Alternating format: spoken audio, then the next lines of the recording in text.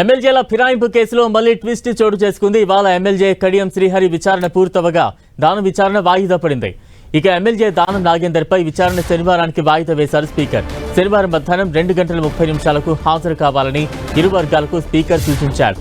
దానంపై దాఖలైన 2 పిటిషన్లపై శనివారం విచారణ జరపనున్నారు.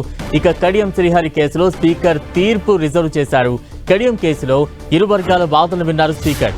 లిఖితపూర్వకంగా అఫిడవిట్లు సమర్పించారు ఇరు వర్గాల అడ్వకేట్లు.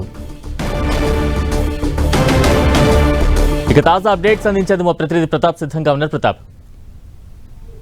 ఎమ్మెల్యేల కేసుకు సంబంధించి ఈ రోజు ఇద్దరు ఎమ్మెల్యేలకు సంబంధించి ముఖ్యంగా కడియం శ్రీహరి, దానం నాగేందర్ ఇద్దరు ఎమ్మెల్యేలకు సంబంధించిన కేసు విచారణ జరిగింది. దీనికి సంబంధించి కూడా స్పీకర్ ఛాంబర్ లో ఈ రోజు ఇరు పక్షాలకు సంబంధించిన అడ్వకేట్లు ఆర్గ్యుమెంట్స్ వినిపించారు.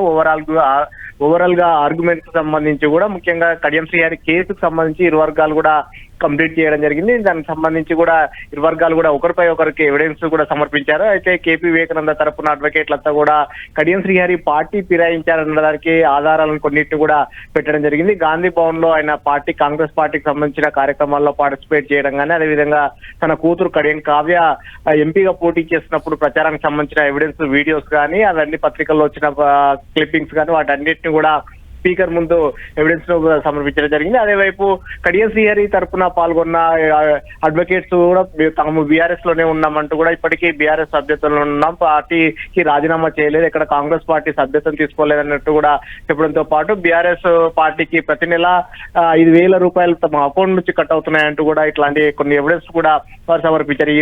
ఇరు పక్షాలకు సంబంధించిన ఎవిడెన్స్ అన్నింటినీ కూడా నిన్న స్పీకర్ దీనికి సంబంధించి స్పీకర్ ను తీర్పును రిజర్వ్ చేయడం జరిగింది. మరోవైపు దానం నాగేందర్ కేసుకు సంబంధించి మాత్రం ఈ 2 కేసులు పోయడం జరిగింది. దానం నాగేందర్ పైన బీఆర్ఎస్ ఎమ్మెల్యే పాడి కౌశిక్ రెడ్డి, అదేవిధంగా బీజేపీ ఎమ్మెల్యే ఎల్లేటి మహేశ్వర్ రెడ్డి ఇద్దరు కూడా కేసులు వేశారు. కాబట్టి దీనికి సంబంధించిన ఓవరాల్ ఆర్గ్యుమెంట్ కి సంబంధించి పాడి కౌశిక్ రెడ్డి తరఫున, అదేవిధంగా దానం నాగేందర్ ఈ ఇద్దరు పక్షాలకు సంబంధించిన మాత్రమే ఓవరాల్ ఆర్గ్యుమెంట్స్ కంప్లీట్ కావడం జరిగింది. మరోవైపు బీజేపీ ఎమ్మెల్యే ఎల్లేటి మహేశ్వర్ రెడ్డి తరఫున హాజరైన అడ్వకేట్ కి సంబంధించిన ఆర్గ్యుమెంట్స్ ఇంకా కంప్లీట్ కాలేదు.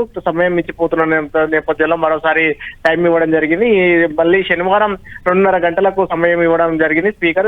శనివారం 2:30 గంటలకు మరోసారి కూడా ఇరుపక్షాలకు సంబంధించిన వాదనలు మరోసారి వింటారని దానం నాగేందర్ కేసులు అంటూ కూడా చెప్పడం జరిగింది. సో మొత్తం మీద దీనికి సంబంధించి దానం నాగేందర్ కేసు విషయంలో మాత్రం పాడి కౌశిక్ రెడ్డి కేసుకు సంబంధించి ఆర్గ్యుమెంట్స్ ఉన్నప్పటికీ బీజేపీ ఎమ్మెల్యే ఎల్లేటి మహేశ్వర్ రెడ్డికి సంబంధించిన ఆర్గ్యుమెంట్స్ ఇంకా పెండింగ్ లో ఉన్నాయని చెప్పవచ్చు. ఈ కేసుకు సంబంధించి కూడా శనివారం వాదనలు విన్న తర్వాత దీనికి తీర్పును రిజర్వ్ చేసి తర్వాత దీనికి సంబంధించిన తీర్పును వెలువడించే అవకాశం ఉంది. అయితే దానం నాగేందర్ కేసుకు సంబంధించి కూడా ఇరుపక్షాలు కూడా కొన్ని ఎవిడెన్స్ అయితే సమర్పించడం జరిగింది.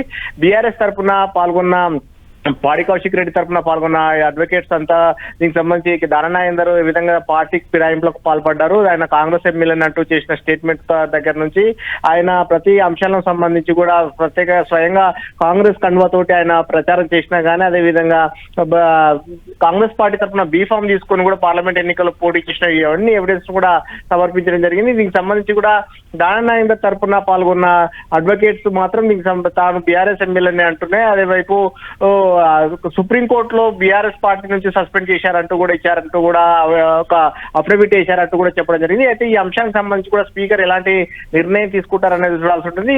మరోవైపు ఎల్లేటి మహేశ్వర్ రెడ్డి తరఫున అడ్వకేట్స్ ఇంకా వాదనలు పెండింగ్ లో ఉన్నాయి కాబట్టి శనివారం ఈ వాదనలు కూడా విన్న తర్వాత దీనికి సంబంధించి కూడా స్పీకర్ ఒక నిర్ణయం తీసుకునే అవకాశం ఉంటుంది. బాగా రైట్, థ్యాంక్ యూ ప్రతాప్.